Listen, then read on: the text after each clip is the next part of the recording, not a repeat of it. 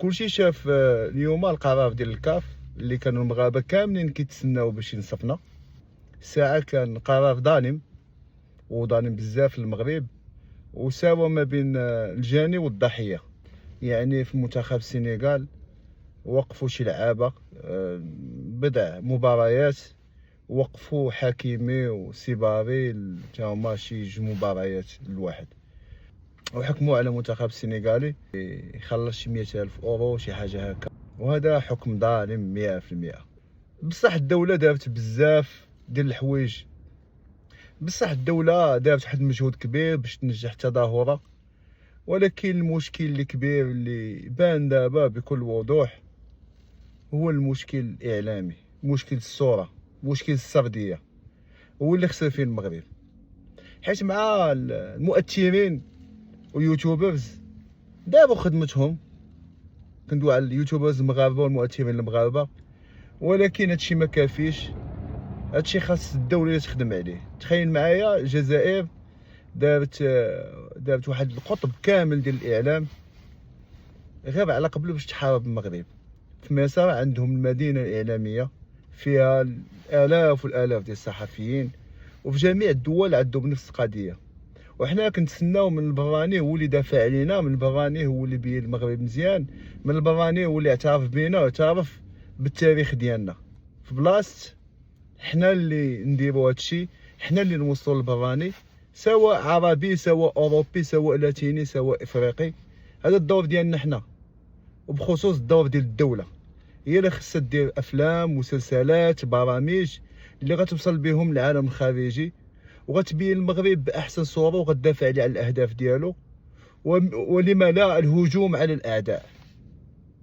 هذه القضيه اللي وقعت لينا حنايا في كاس افريقيا واللي استغلها المنتخب السنغالي والسنغال، بالرغم حنا كنا كنقولوا راه هما اصدقاء ديالنا، هما حلفاء ديالنا، ولكن هما بغاو الكاس، حيت ما الكاس بالنسبه لهم شي حاجه حياه او موت. الا شفتوا كيفاش عايشين السنغال والبنيه التحتيه والاقتصاد ديالهم، يعني في واحد الحاله يرثى لها.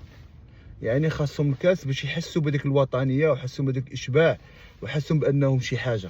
وفعلا الكره كتعطي نوعا ما الاشباع. الشعوب اللي عندهم منتخبات كيكونوا كيربحوا الكؤوس ويكون عندهم صيت دولي والعالم كامل كيهضر بهم. ولكن الطريقه باش يربحوا الكاس كانت طريقه فيها الخداع بزاف. ولكن مالوغوزمون من هنا 10 سنين 20 عام غتسمى السنغال عندها جوج القاب، وحتى واحد ما غيبقى يتفكر في الطريقه كيفاش خداتها. انا ديما كنقول ان في افريقيا ان الكؤوس كتخاد صح، نسى عليا النزاهه، خصك تاخذها باي طريقه كانت. تخيل معايا الاوروبيين اللي كاع النهار مصدعين بحقوق الانسان، وكانت دويتش فيلا قناه مشهوره المانيه، راه عندها كاين دويتش فيلا بالعربي، ودارت واحد التقرير على المانيا كانت شبات واحد كاس العالم شباتو. يعني مشات الحكام، مشات الفيفا، مشات وبزاف ديال الدول دارت نفس القضيه، ومصر اللي عندها المقر حتى هي دارتها، وهادشي معروف في كره القدم. علاش انا دويت على الاعلام؟ حيت مع الجزائريين والمصريين من شحال هادي وهما كيتهموا المغرب ولا كيتحكم في الكاف، وديما كينزلوا على فوزي القجع، وديما كينزلوا على المغرب.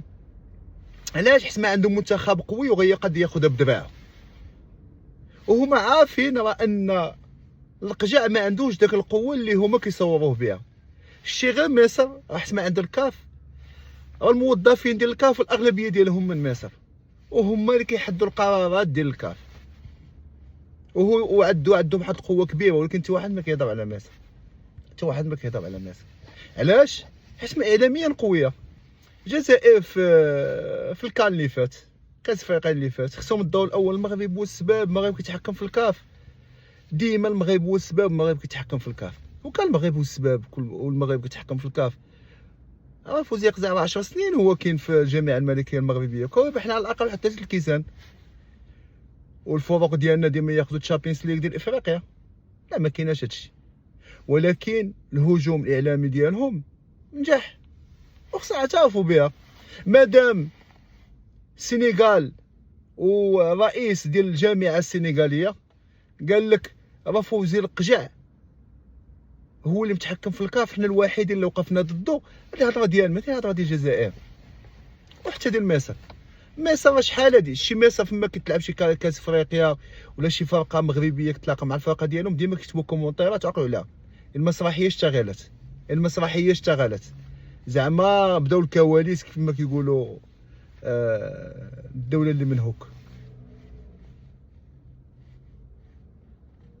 والمصريين عندهم واحد الاعلام تا هما كاين شي كيكو وشي كيبخ، شي كيشكرك وشي كيعطيك. وهاد القضيه كيديروها المصريين، كيديروها الفرنساويين، كيديروها بزاف ديال الدول. نعطيك مثال ديال قوه الاعلام. قطر بالقناه الجزيره ديالها طيحت 6 الانظمه، وبزاف ديال الانظمه كتبع عليها على قبل قناه الجزيره، وكتاثر على الراي العام العربي غير على قبلاش، غير على قبل المصلحه ديالها. الناس شحال هادي كانوا كيسحبوها راه كتدافع على المصالح العربيه، والا ما كتدافع غير على المصلحه ديالها. وزيد عليها سكاي نيوز بالعربيه ديال الامارات ولا العربيه ديال السعوديه. الا المغرب هو اللي ضعيف اعلاميا. والمغرب خصو ياسس قنوات اعلاميه وكيتكلموا بجميع اللغات، يكونوا بروفيسيونيل، يعني يكون عنده قناه بالعربيه موجهه للشرق الاوسط وشمال افريقيا، يعني الوطن العربي. وخصهم يجذبوا المشاهد العربي ليهم، خصهم يوليو يتبعوا القنوات المغربيه، حيت قد ما تبعوا القنوات المغربيه قد ما غيقتنعوا بالافكار ديالنا، قد ما غنقنعوهم، قد ما غندوزوا لهم ميساجات، قد ما غنديروا لهم ماركتينغ الدوله ديالنا، قد ما غيوليو يفهموا اللغه ديالنا، قد ما غيوليو يشريو السلعه ديالنا والمنتوجات ديالنا، غيوليو يجيو سياحه.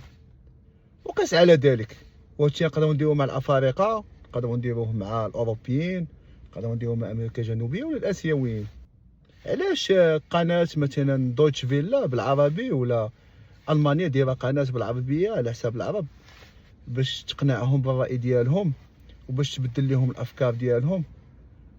علاش فرانس 24 حتى هي دايره قناه بالعربي من اجل المشاهده العربيه؟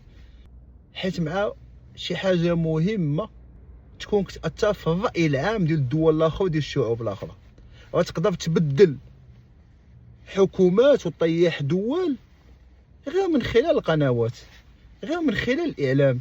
شي دوله معاديه لك تقد تجي الشعب ديالها للحكومه ديالها. وحنا في المغرب لا حياه لمن تنادي، باقين في الدوزام كيجيبوا لنا برامج لا علاقه غير ديال الاغاني، وكيجيبوا لنا ارخص مسلسلات من ارخص دول وكيترجموها ويجيبوها لينا. ما خاصش يبقى هذا الشيء، خاص تكون مسلسلات مغربيه ومسلسلات ديال بصح وكيدووا على القيم المغربيه، مسلسلات تاريخيه ديالنا باش نعرفوا التاريخ ديالنا، برامج على الدوله ديالنا.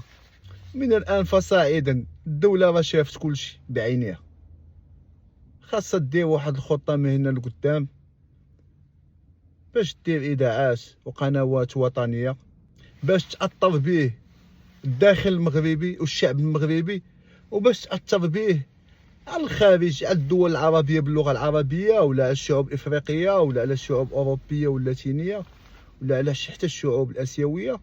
خاصنا حنا ندافعوا على الاطروحات ديالنا وندافعوا على الدوله ديالنا ونبينوا ليهم شنو كنسواو، ولا كانوا عندنا شي اعداء نحاربوهم من خلال الاعلام ديالنا. وهذه راه شي حاجه ضروريه ماشي من الكماليه.